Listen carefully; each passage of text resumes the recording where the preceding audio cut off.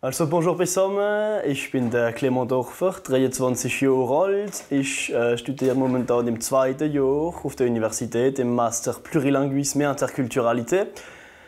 Und ich arbeite mit Pascal Erhardt über den Code-Switching. Das Thema von meinem Mémoire ist Dynamique et stratégie du Code-Switching entre l'Alsacien et le Français. Code Switching, das ist das sogenannte Copier Französische, wenn man vom Elsässischen ins Französische rumschaltet, comme on a l'habitude de le faire, absolument tous et en toutes circonstances, voilà. J'ai fait un bac littéraire, spécialité mathématique, peu importe. J'ai fait un bac littéraire après lequel j'avais pour premier objectif de faire une licence langue, littérature et civilisation étrangère et régionale, monde scandinave. Ce qui m'a été très largement déconseillé par l'ensemble des profs de mon lycée. Parce que qu'est-ce qu'on trouvera comme boulot avec ça? Enfin, le discours habituel. Donc j'ai fait une licence langue et interculturalité, ensemble germanique. Une licence trilingue dans laquelle j'ai étudié l'allemand, l'anglais et le norvégien. Allemand et anglais que je parle, je ne vais pas dire quasiment couramment, mais ça va. Et le norvégien, dans lequel j'ai un bon niveau. Disons qu'on peut me parachuter en Norvège, je vais me débrouiller. Voilà. Et après, dans cette licence-là, les études de dialectologie avaient que très peu de place. J'ai pris une option ou deux, mais ça n'avait pas une place centrale dans ma licence. Mais c'est un sujet auquel je portais déjà beaucoup d'intérêt, déjà avant la licence, c'est des questions il y a beaucoup de questions que je me posais, sans nécessairement savoir où trouver les réponses. Je ne pensais même pas que la dialectologie était un sujet de recherche, ça me dépassait complètement. Mais c'est en arrivant à l'université que j'ai vu qu'effectivement ça existait, que c'était un truc qui était étudié, qu'il y avait une section dialectologie dans la bibliothèque de la faculté des langues, etc., etc. Et à compter de la première année de licence, j'ai travaillé en tant que transcripteur pour un projet de recherche, pour un projet mené par l'ANR et par la DFG, FLARS, Frontières linguistiques alémaniques au Rhin supérieur. Donc il y a des entretiens qui ont été menés de part et d'autre du Rhin dans différentes communes, entre Bâle et Lauterbourg, quoi, enfin voilà. Et il était question de voir comment se différencier les dialectes en question, d'un village à l'autre, face à face sur la frontière, des dialectes qui, à l'origine au moins et en théorie, sont les mêmes, et à quel point est-ce que la frontière politique, que forme le Rhin, est en train ou devient doucement une frontière linguistique. J'ai bossé sur ces entretiens-là en tant que transcripteur, donc on m'envoyait les entretiens, je les écoutais, je les transcrivais.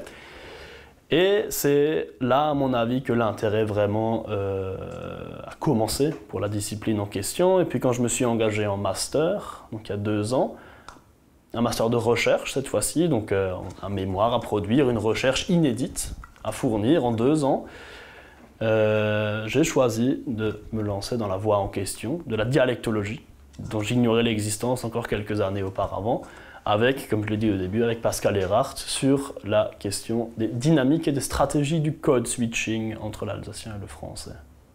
Wie und wer und wo wird Copier Französisch geredet? Wer redet Copier Französisch mit wem und warum? Enfin bon, warum? Pas la prétention d'expliquer pourquoi, mais... Ich komme von Chiran. Ich noch immer Elsässisch geredet worden, enfin. Voilà, und es wird alles noch geredet. Ich bin auf Elsässisch aufgezogen worden. Ich bin bei der Tante aufgezogen worden. Mit den Eltern habe ich auch Elsässisch geredet, mit der Tante auch, mit den Grosseltern, mit meiner Schwester ein bisschen weniger, mit manchen Kameraden. Enfin, auf dem Land wird noch geredet, das ist sicher. Une définition de l'Alsace, da wo ich daheim bin, ich weiß nicht. Ja. Ich kann es gar nicht sagen. Ich muss mir das überlegen besser. Définition de l'Alsace. La définition géographique est évidente. La définition culturelle ou linguistique l'est beaucoup moins. Dans la mesure où les langues, ou les dialectes, ou les variétés qu'on parle ici fonctionnent sur un continuum avec ce qu'on parle outre-Rhin ou alors au nord, dans le Palatinat. Mais une définition de l'Alsace, je glaube nicht. Bräuchte man eigentlich auch nicht. Ich habe gerade den Eindruck, wir haben es gehört vom Franzosen, es gehört vom Deutschen. Moi, j'ai l'impression que pour beaucoup, l'Alsace à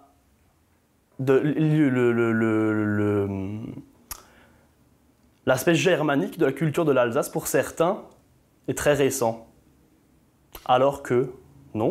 Je donne des cours d'alsacien pour un centre de ressources en langue qui s'appelle Spiral à l'université und Verein für unsere Sprache, donc dans les locaux de l'OLCA.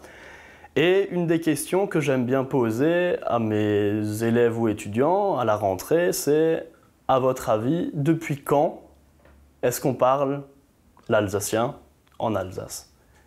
Et là, les réponses sont très très diverses et parfois très étonnantes.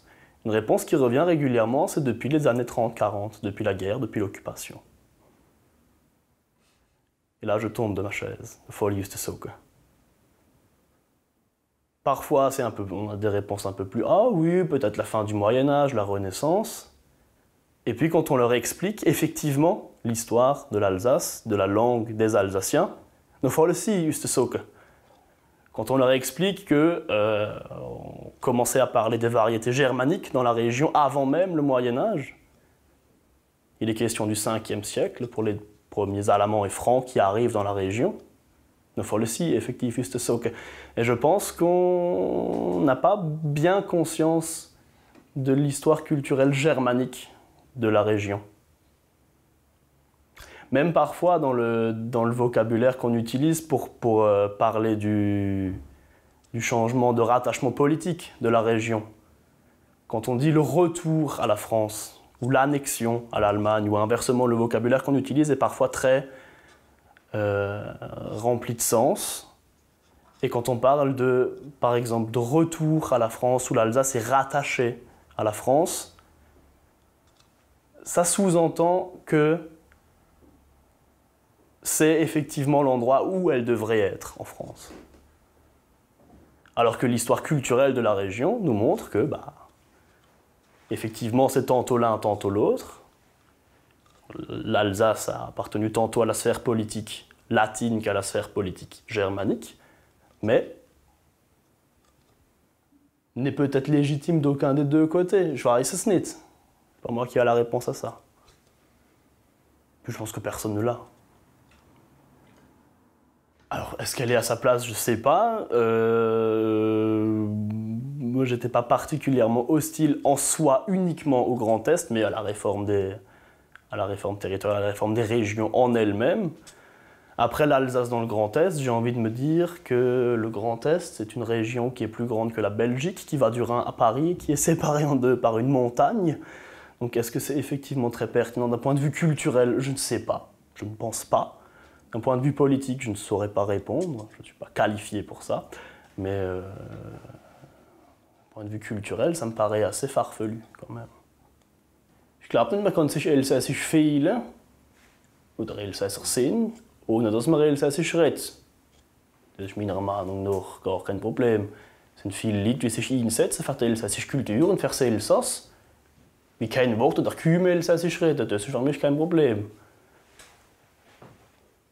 Aber ist es vielleicht doch auch ein Plus. Enfin, ich will nicht sagen, dass es ein Plus ist, aber das ist die Sprache, wie schon über die unsere Jahre geredet wird. Natürlich gehört es dazu. Aber ob es effektiv notwendig ist, für Elsässer zu sein, glaube ich nicht. Aber es gehört dazu. Es ist ein Teil davon. Wie ich eben schon gesagt habe, der wie Elsässer ist, der weiß es.